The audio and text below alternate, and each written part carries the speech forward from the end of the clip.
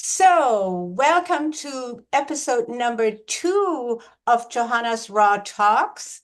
This is the new podcast talking about all things, not cooking up stories, but looking at the raw truth behind the things. So, today we have an enormously important topic, and the person who wrote the first and probably so far definitive book about plastics and killer clothes. Yeah. So let me introduce to you Dr. Anna Maria Clement of the Hippocrates Health Institute, and I'm going to have to read off her incredible history just very briefly. Founder of the Living Food Organization in Scandinavia. You were very young, right, when you founded that? Yeah, I was 20. That is amazing. I love it. Look what a Yeah. power woman. So, member of the Natural Healthcare Coalition in Sweden. So again, right up there at the time, everything was so new, right? It was like Yeah. nobody was doing these things. Co-director of the Hippocrates Wellness Institute in Florida. And I've sent so many people there because it's just the ultimate of getting well fast. Expert in living blood cell analysis. And we're going to talk a little bit about that and how you see the microplastics in blood. Author of 4 books and lecturer around the globe. So, and of course, the book that we're focusing on today is The Killer Clothes. And I just came up with this other title, The Avalanche of Plastic that is rolling around the globe, literally, and rolling through our bodies. Yeah. So please, everybody, like and subscribe and comment because we're new, we're revolutionary, we're creating the next era on planet Earth. That's really the great thing that we're all doing. Our first episode was with Dr. Douglas Graham, the ultimate athlete on raw Yeah. food. And today we have the next best super investigator of what we really need to do to get healthy. So welcome, Dr. Anna Maria Clement. Thank you, Johanna. It's good to be here, and it's very important thing we're going to talk about today. It's been in our interest for a long time. I started to work on clothes and the material maybe 30 years ago. I started to make bras, and starting to make bras and the material and realizing that the bras are a big breast cancer killer. And so that we needed to educate everybody about the clothes. So it kind of How can we quickly go back to how did the world come up with this terrible device in the first place? Yeah, because during the war we needed materials, and bras as a concept that the women have to bras. contain and suppress their most Yeah, important parts for giving life. it's the craziest thing, and you see so many cultures in the world, they don't wear bras, and there is muscles behind the breast that wilt. They just wilt away, and so there is enough evidence now what polyester, nylon, bras, and underwire is doing. It's about 6 times greater risk for breast cancer because we are not letting the lymph that goes this way to move toxins out of the breast, which is full of nerves. And the nervous system in the breast is like, it can feed bad things too. I just did a big PowerPoint about the breast. But the deal is that the polyester and nylon is constantly shedding. It's shedding a microplastic into you. And it doesn't matter how many times you wash it. You think, okay, I'll take it home, I wash it, it will be fine. No, because it's shedding all the time. And, you know, when I was brought up, my mom, because I was born 56, so that was the time when it was like, wow, we don't have to iron anymore. Let's buy everything polyester nylon. So I was brought up with polyester nylon, and I always remember the smell, although, of course, in Sweden, I don't sweat like I sweat here. But I always had that odor because I was sweating inside, and it kept the humidity. And, of course, it was shedding. But it was that new, fresh thing. I remember Brian's mom, she was so happy she didn't have to iron anymore because all the baby clothes, normally she would iron. And so it really came and took most women, especially, for a ride. And we had no idea. We didn't know. We didn't know it was bad. So when there are scientists now saying that we consume or ingest or inhale about a credit card worth of plastic per week, Yes. how Or do 2 the ounces clothes per partake? year. Yeah. Which Yeah. is insane, yeah. Yeah. And it is everywhere. It's everywhere. You are inhaling it. The fish is inhaling it.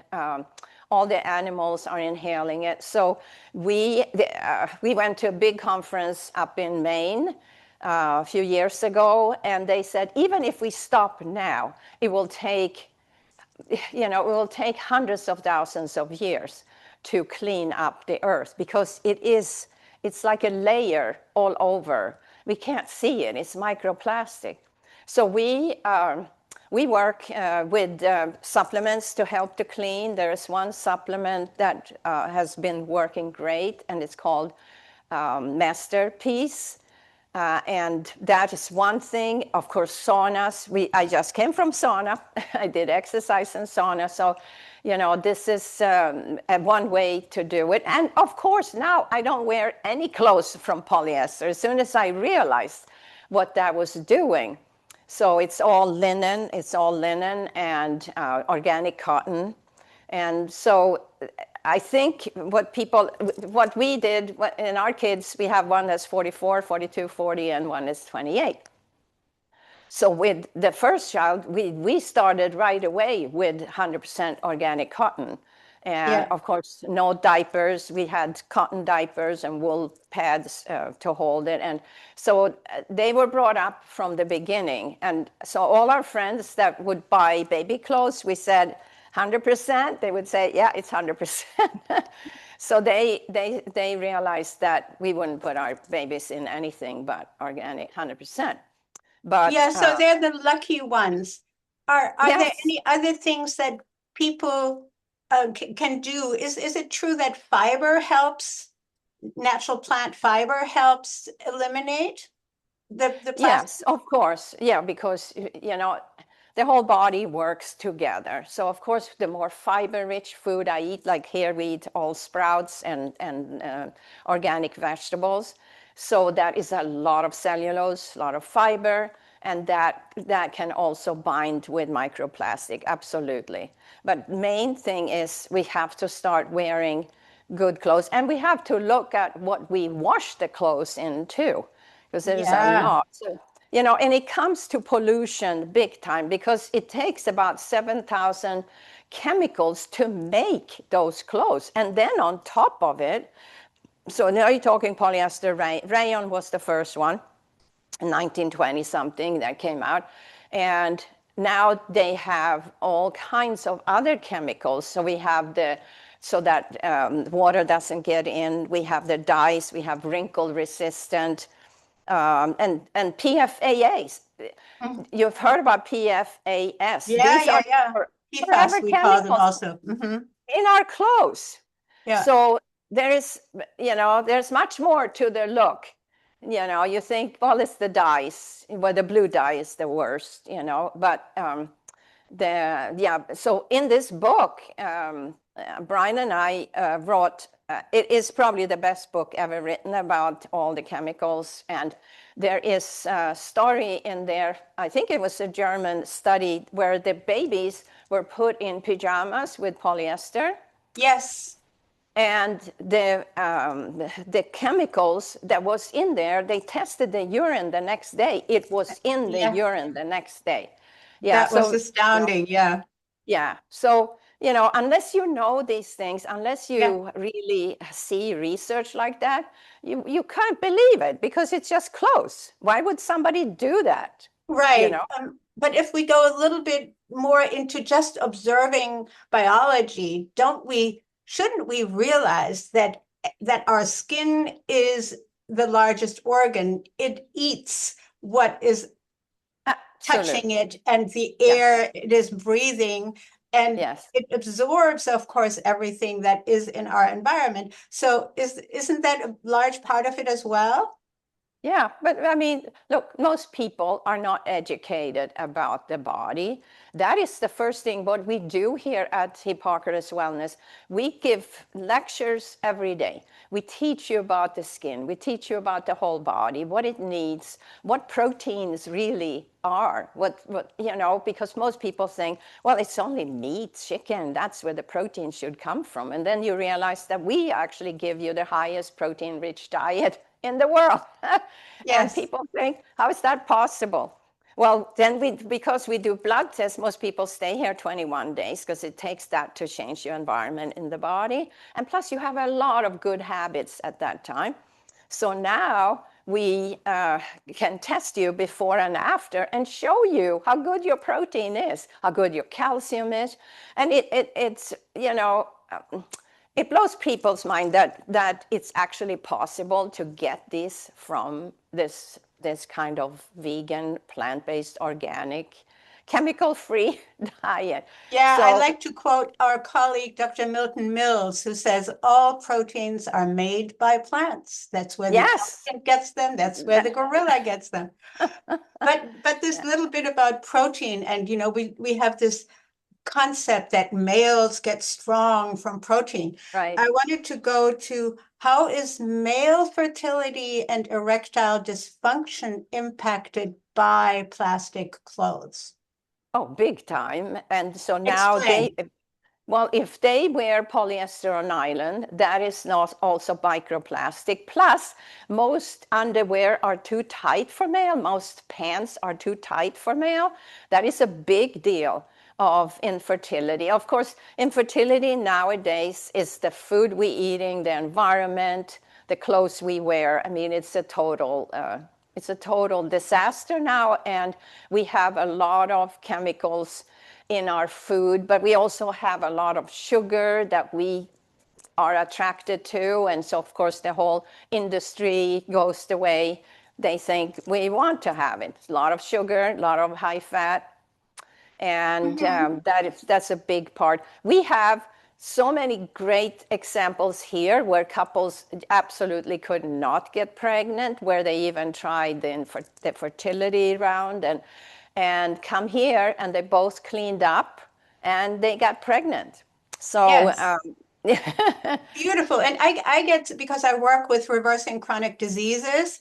So I get a lot of older men who want to get another start on having a functioning sexual relationship, right? So right, I yeah. am saying you can get your sexual virility back. Have you seen that happen, and how does, yeah, especially, males mostly, I mean, my exes didn't, but mostly wear these polyester shorts Yeah, things, yeah, underwear, right? Every you got single it. day and often at night. Yeah. What Yeah, so happens? it has to do with circulation. It has to do about breathing, and the skin, of course, is breathing. And it's a mix of everything. If I don't eat well, if I'm always stressed. So, for example, here I would give them something called Circulation Max, which is nitric oxide. So I would give nitric oxide to them if they have ED, for example. And but they have to change much more than that. They have to change lifestyle. They have to go to exercise.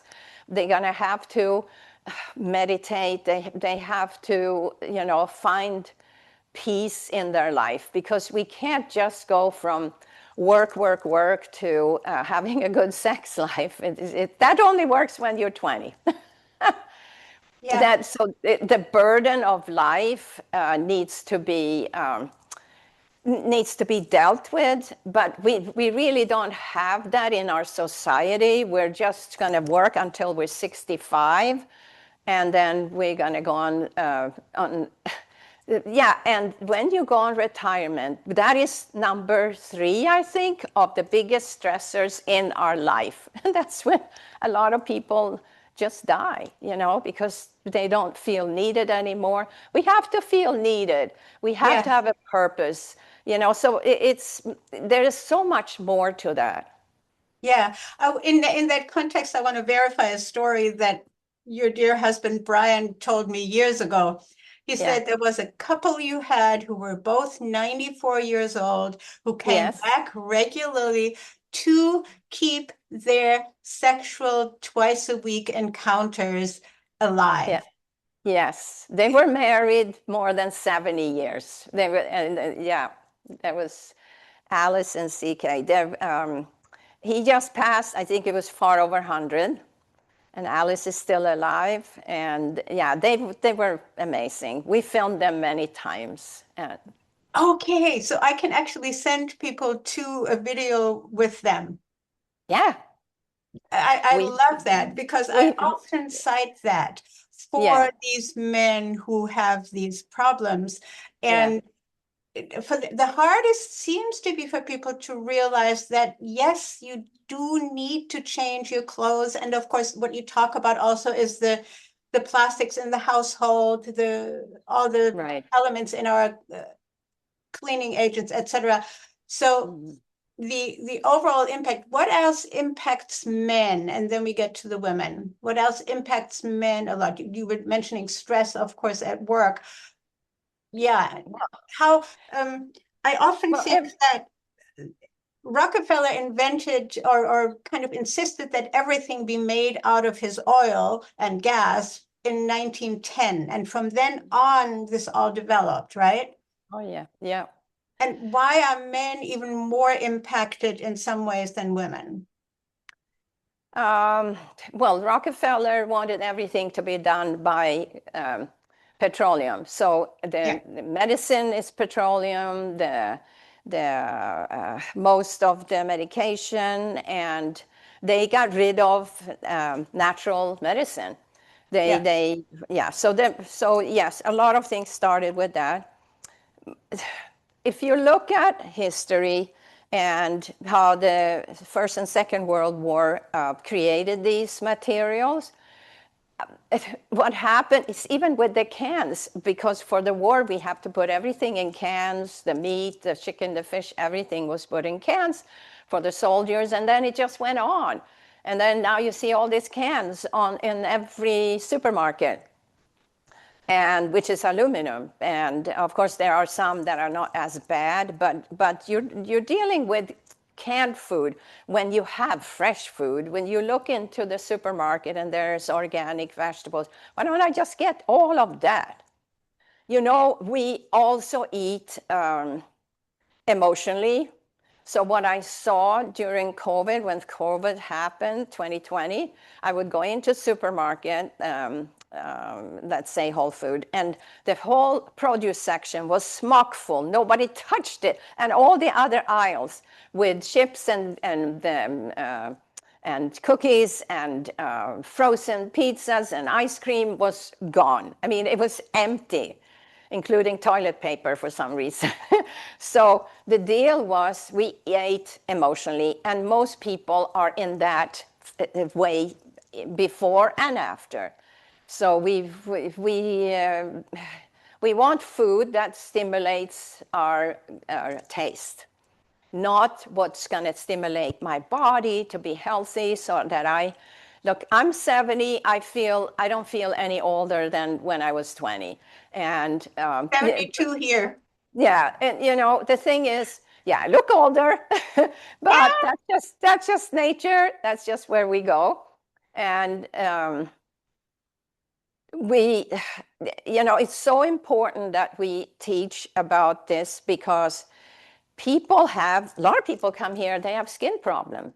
They have all kinds of allergies and they don't know where it comes from. And then we talk about how we need to wear all natural fiber. And of course, linen has the highest frequency when it comes to being on your skin. And you feel it because linen keeps you cool when it's hot outside, keeps you warm when it's cold outside.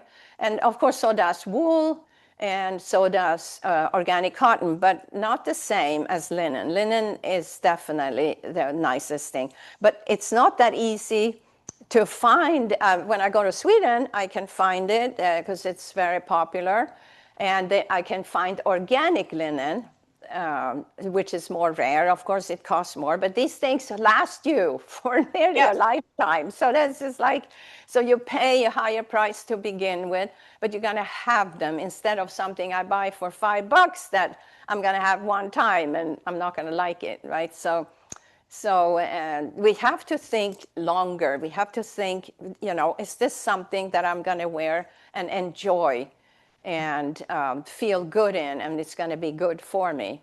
And so, it's about educating people about these things, because most people go into the store and it looks pretty and that's what I want and has the right colors.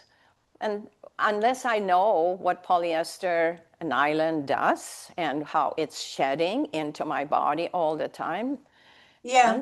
How is it shedding into the body of the planet? And what is happening now with other nations in the Southern Hemisphere becoming aware of what is washing up on their shores? Have you any statistics about that by any chance? Well, yes, there's a lot of research, and especially oceanography. The people that study the ocean, they're the most worried of all because they see what's happening.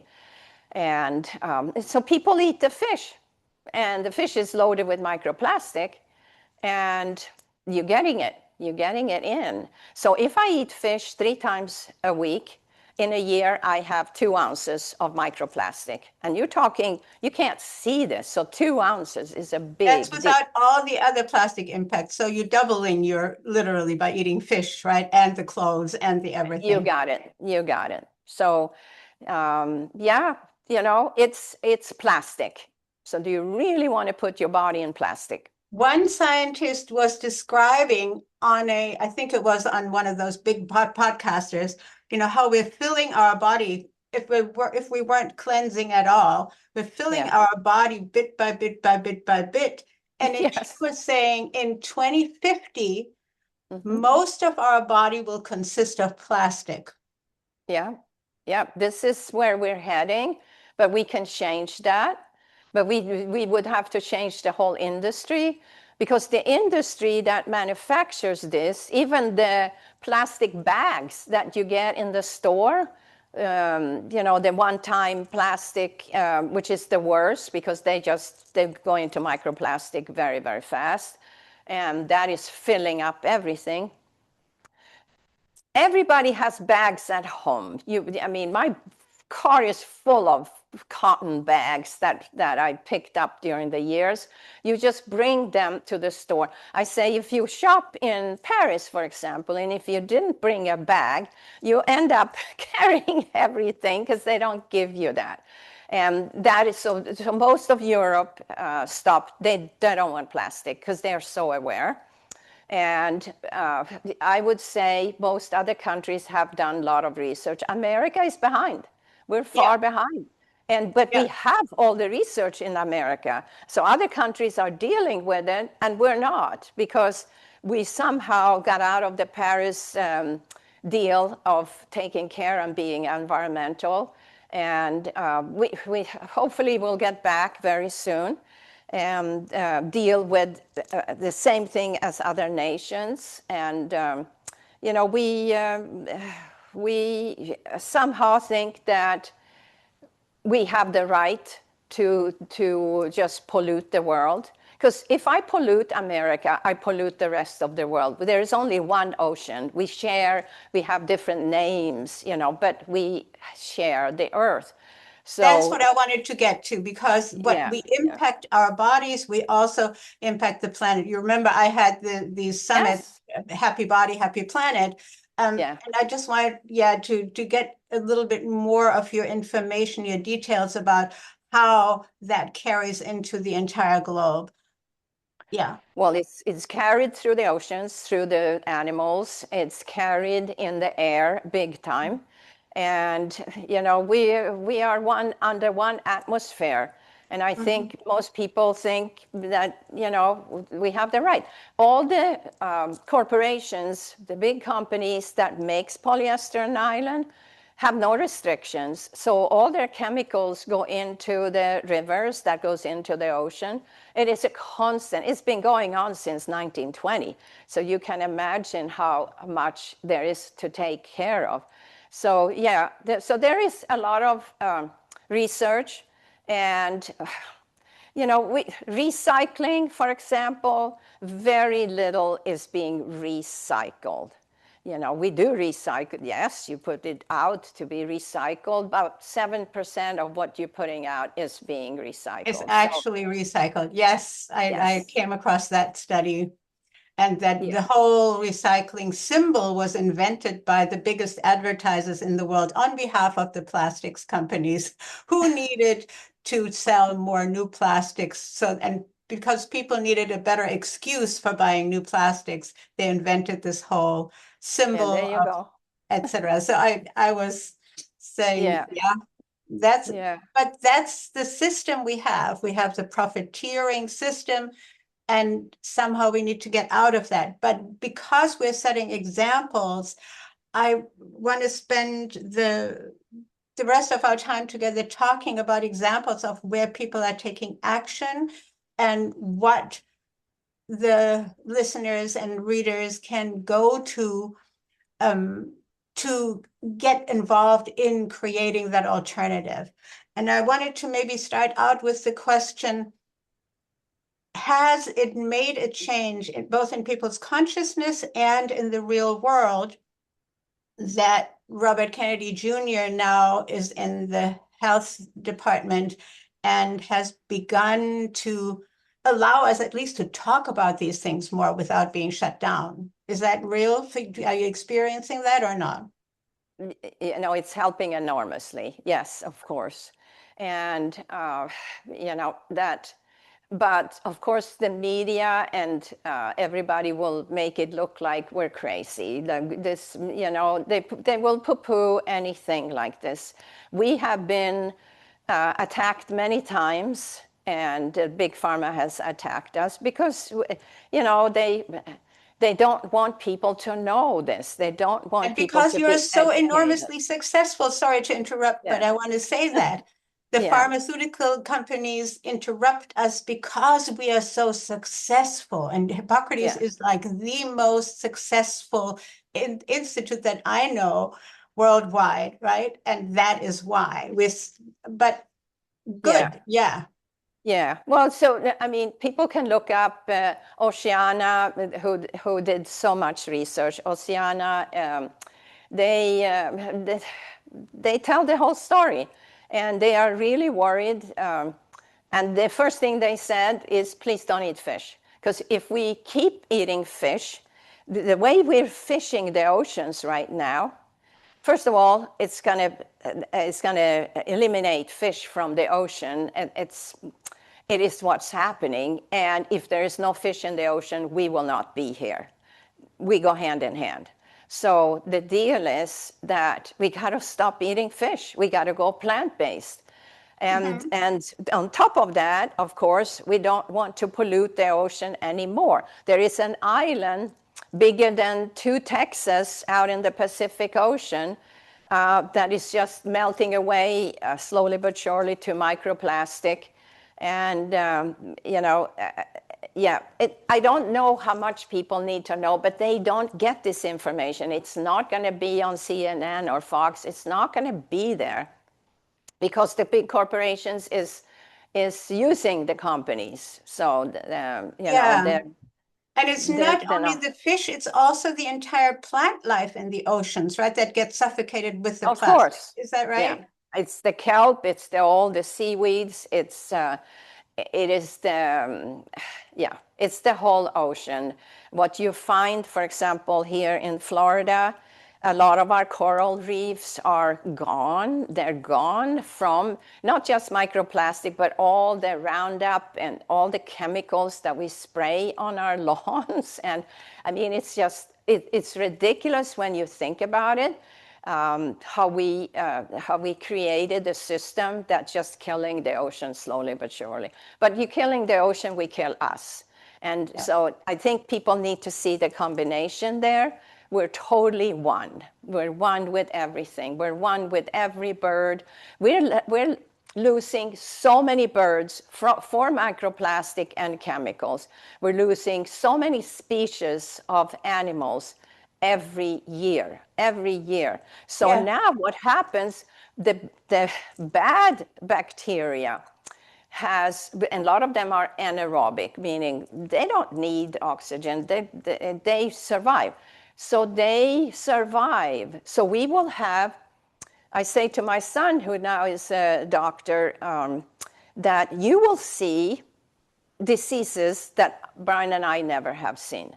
Then you will see things that you will have to take care of, because he will also take care of the Institute eventually, that we never had to take care of. And Brian and I had to take care of diseases that Ann Wigmore, who started this 1956, did not have to take care of. And our parents didn't know, And so medicine definitely will have to come in the time and start to educate people. The allopathic medicine has to change totally. There is always need for emergency medicine. That's always going to be. Accidents going to happen. I can fall, I can have a car accident, but that is a minor part of what medicine and health is about. What do you think is the percentile of those really necessary cases? Good questions. Maybe 20%. I would think. I think it's less. Yeah, I think it might be less. Yeah, but let's say 80%. Let's say 80% is lifestyle. Absolutely. The diabetes, the obesity, the cancer, the arthritis, the lupus. Cardiovascular, big time. So that is lifestyle. And so imagine the power anybody in medicine have to say, look, let's change lifestyle. This is, and maybe we need to take baby steps. Maybe you stop doing this. Maybe you wear good clothes like we started off. Maybe now but so what do we do with these clothes that are polyester and nylon? A lot of them, they're being recycled. A lot of them are being recycled, but I don't want to wear recycled polyester anyway. So there has to be another way to use that recycled polyester and nylon. And I'm sure, which gets me back to that question, we're not only floating it, we're also packing it in big packages and shipping it to other countries and dumping it in dumps because we don't want to have that, because it doesn't biodegrade, right? We don't have the things here. And we're giving it away for nothing or for pennies to the people whom we made poor, of course, in the first place in the colonial times, and now they're wearing all the plastic. Like when we wake up, we're giving it to the poor people who don't have a choice. So it's kind of a vicious cycle. So let's talk a minute more about how can we decompose or get rid of these clothes. Does it make sense to burn them? Or I think I saw somebody decomposing polyester back into oil. That's possible. Yeah, that would be possible. I would not burn. Oh God, no, I don't want to inhale that stuff. But the deal is, I can picture that somebody will figure out how to make it oil again. Yes. And then we still have to burn that oil, maybe in our cars or. Yeah, you're right. No, I just wish that we stopped making all these materials. Yes. But it's not going to happen unless we have leaders in governments that makes that happen. And, you know, the Oceana group, they could not see it happen. And they, of course, their research shows how we're going to have a thin layer of microplastic all over the world eventually. And, you know, in water and soil. Water and soil, yes. So, but so what we can do. So then Yes. so we have things that we can do. We can now be the example. We can grow a lot of things at home. We can, instead of having a lawn of grass that I have to spray with glyphosate and terrible stuff, then I start growing plants. If you go to Europe, especially in the older days, and if you go to East Europe, nobody has a lawn. It's just their garden. So because the little garden you have, you want to grow your lettuce, your tomatoes, your cucumber, and everything, right?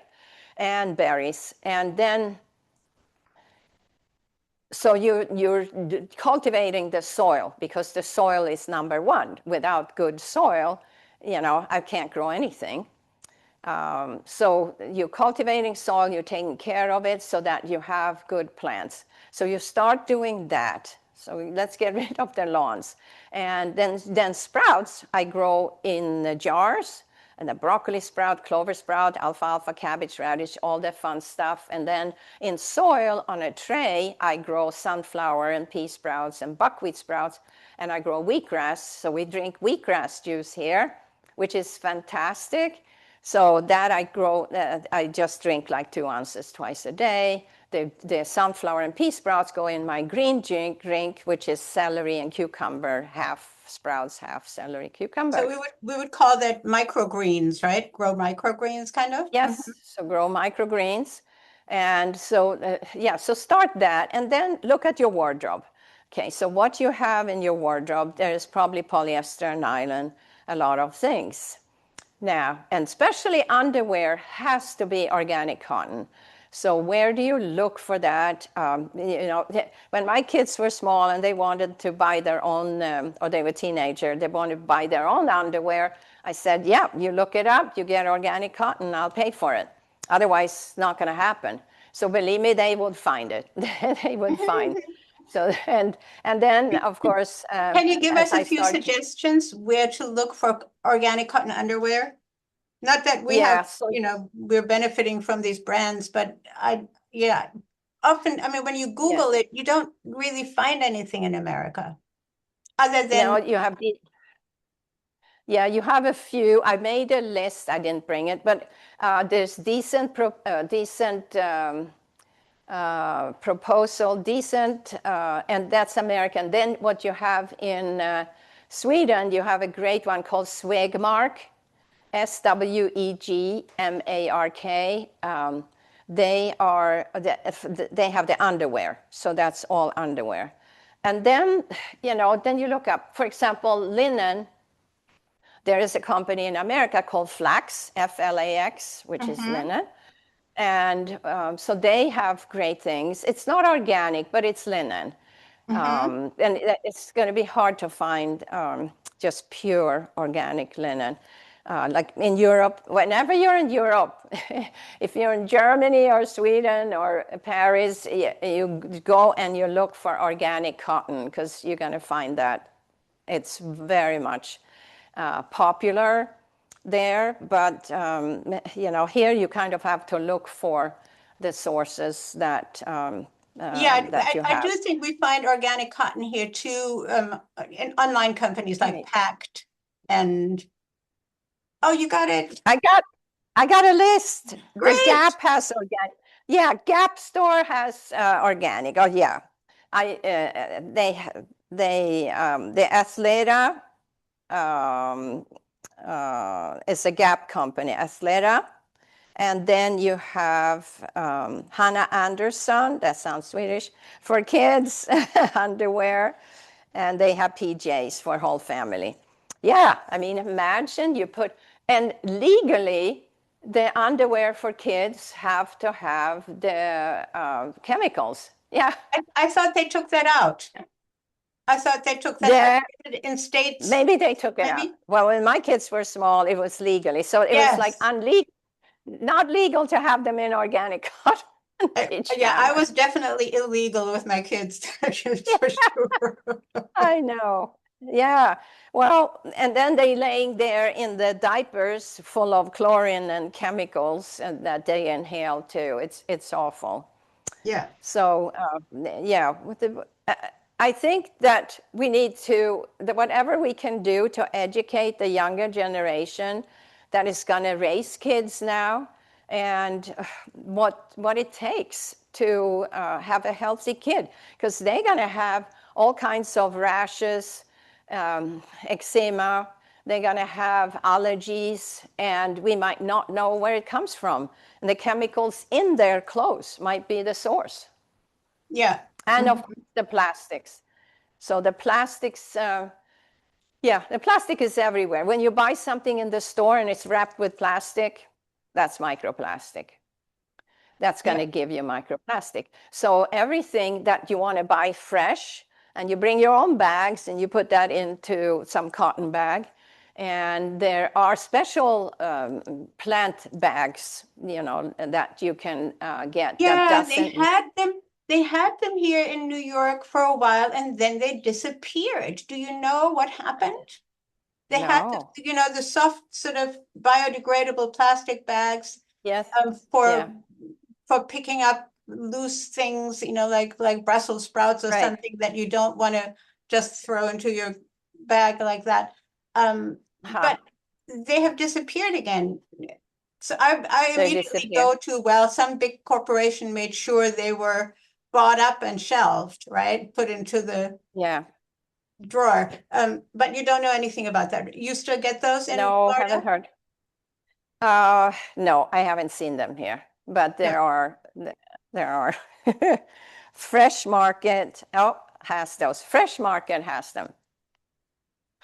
Okay. Mhm. And one of the few things that you can buy there. So, Yeah. yeah, the deal is, yeah, it's usually sitting where the vegetables, the produce section is. Yeah. The deal is, takes baby steps, because for a lot of people this is I don't know all your audience, but for a lot of people this is like, okay, where do I start? I think what I put into my mouth is what I have to start with, what I drink, what I eat, and then what I put on my body. So and because what I eat, if I feed now my kids with meat and chicken and dairy and eggs, for example, that industry is polluting the world more than every car, plant, every plane and every bicycle or motorcycle together. Yes. Yeah, So yeah, that, yeah. And yes, we so forget that that, industry, yeah, we yeah. forget that sometimes. But Yeah. because all of those industries are also impacted by plastics, like if we think that Oh 80% yeah, of all agriculture is for creating highly toxified foods that we feed animals in factory farms. So absolutely. all the meat that people eat must also be heavily infused, right, with microplastics. Is that a reality? How do you see that? How do you Yes. measure that? Well, and if it isn't in the food, in the feed, it is going to be in the meat that is packed in the store. So it's going to get me sooner or later. But what I get in the meat is all the toxins, all the hormones, and the proteins that I really cannot digest well. So, I think what I put in my mouth, what I drink, what I eat is the first thing. Put up the clothes on my body. Then I'm environmental. Then I'm actually a big part of taking care. Because, if we're 8 billion people on this world, then the deal is that I am 1/8 of a billion. I am very powerful. And we have to think like that, because you will be the example. People ask me, for example, every day about my clothes. Where do you get your clothes? Because they see, how healthy they are. And yeah, I always wanted to be making more than the bras. And I had to stop making the bras. And everybody who had them loved them because they were so wonderful. And they were, of course, I worked with a chiropractor to make them exactly the way it was. But it took many, many years to do. So, and the industry is not interested because you can make polyester nylon in a second, and you can sell them for $5, $7. And of course, it costs more to do. Sometimes I would go into Victoria's Secret stores and I would say, do you have anything organic cotton? And it's like a joke because it doesn't exist. Yeah. So people buy these bras thinking somebody is looking after you. Nobody is. Nobody is checking. Nobody is checking your food. I mean, look how much we recall eggs and meat, sausages, we recall all the time. I mean, you might not even hear about it because it goes mostly over your head, that tons of this and tons of that was recalled because of E. coli, because of parasites.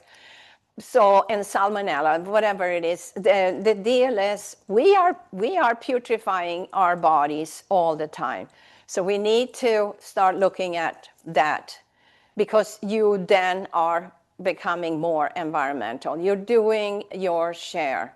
And the more people that are eating plant-based, the less we're going to have cattle, because why do we have a cattle industry unless we are going to eat a ton of meat?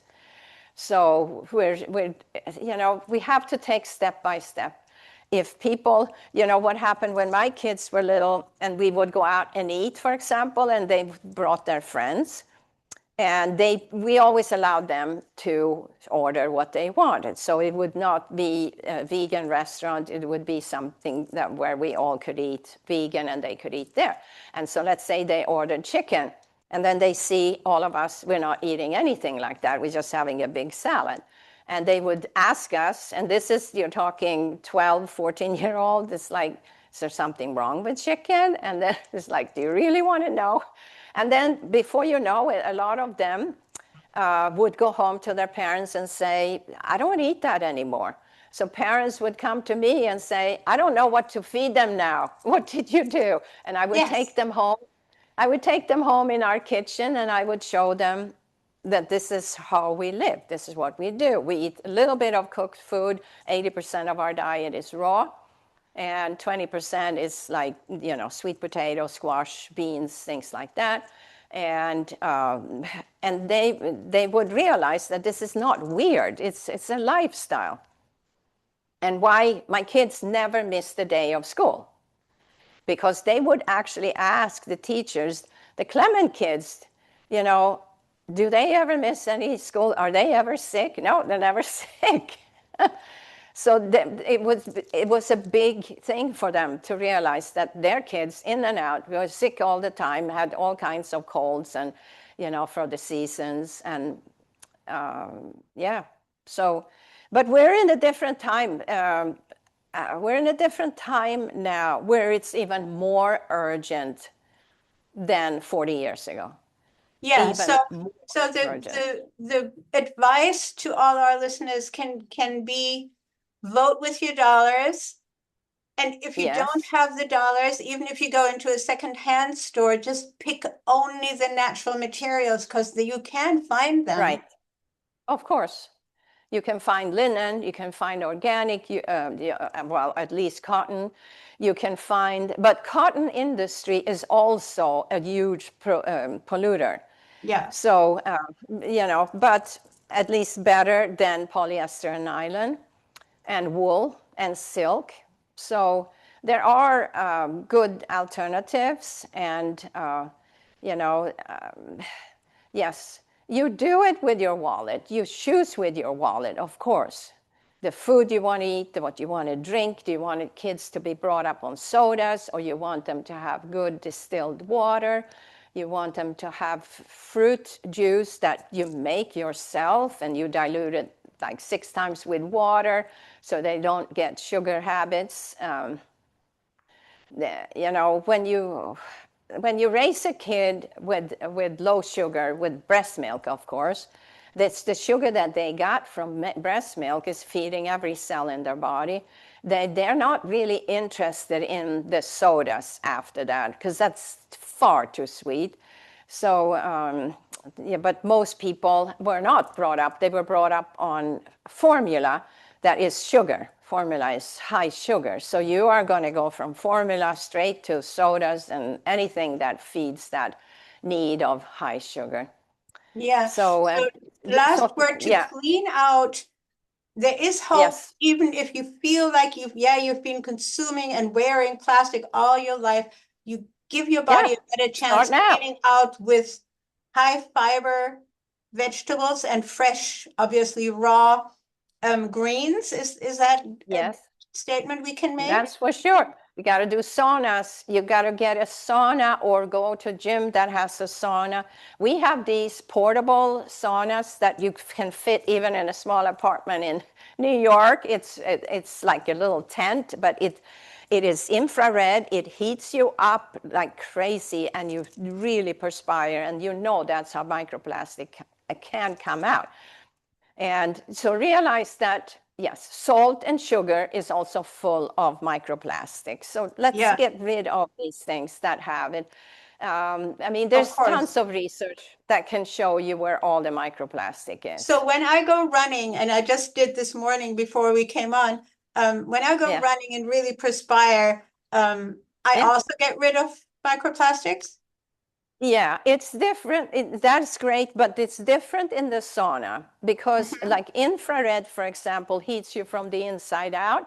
So that's cleaning you much, much more than when I'm just running and sweating. But of course, sweating is a natural thing. That's what the body is cooling your body. It's just Mhm. got to cool it. Yeah. Okay, great. So So infrared is yeah, better. And for people who in, can't in afford infrared, they should just sweat their butts off running and walking sweat. and Well, then working. you take a hot bath. For example, if you had powdered ginger and you make a really hot bath, even a foot bath, if you don't have a bathtub, really hot water, take a handful of ginger, powdered ginger, and that really will make you perspire because it gets really hot. Beautiful. I've That's never great. heard that. That is such a great idea. Yeah, So a foot bath with powdered ginger will make you ginger. sweat all over. Yeah, because the feet, you know, the pores of the soles of the feet are much larger than the rest of the skin. So you're like a sponge. And so, yes, it absorbs the whole body. I But I would love have a that big, because that I even would, people on a micro budget, they can yes, do that. yes. And I would have a big towel around me so that so that it gets me even more. Hmm. Yeah, I mean, look, in old days, people didn't have bathtubs, so they did a lot of foot baths. So there's a lot of old tricks that probably your great grandma knew how to do it. And when you were cold, when you had a cold, when I was little, my dad would make a tea, and I would sit with a towel up over the Yes. pot, the hot tea, and just inhale it. And so people knew. You know, there always in every town there was somebody that had through generations learned tricks that, for example, when my dad broke his collarbone, there was one lady, and you're talking far up in northern Sweden, that knew how to fix that. So, and she knew how to fix when his whole body was full of eczema from all the dairy that they ate because they were Yeah. farmers. And so it was gluten and dairy all day long. And she made a big bath with all kinds of herbs and salt, and he healed. And that is And beautiful. And because I'm watching your time and I don't want to yeah, run over. So helping those old methods of foot yes, baths and sweating and yeah, uh, face absolute. sweating also helps with cleaning plastics. Yes, everything helps. Everything helps. I Beautiful. would take, yeah, I would make sure that I'm getting nourished well, that I drink plenty of water. because all of this is cleaning. You know, I don't want to be dehydrated. I don't want to eat in different times every day where some days I don't eat at 12, I eat at 5, and then next day at 9. The body is a clock. Your brain has a clock. And it's a circadian rhythm that it wants to go to sleep at certain times. It wants to eat at certain times. And most people don't follow that anymore because we have TVs and computers and work to do. So a lot of people tell me they stay up to 2 in the morning. That's very tough because that means your sleeping time is very, very low. Because sleep, you clean a lot. They even find microplastic going through the blood-brain barrier up to the brain now. And dementia is a big part of having problem now with microplastic. So, so microplastic can go anywhere. It can be in my liver, in my kidneys, in my heart. It can go anywhere. So the more I be changing myself, I be the example that other people can follow. Yes. Thank you so, so much, Dr. Anna Thank Maria you, Johanna. Clement. And let's keep going of putting out the word that, yes, you can heal yourself, even if you've been exposed to all this horrible plastic stuff, we can self-heal. And thank you so, so much for reinforcing that. And I learned a lot.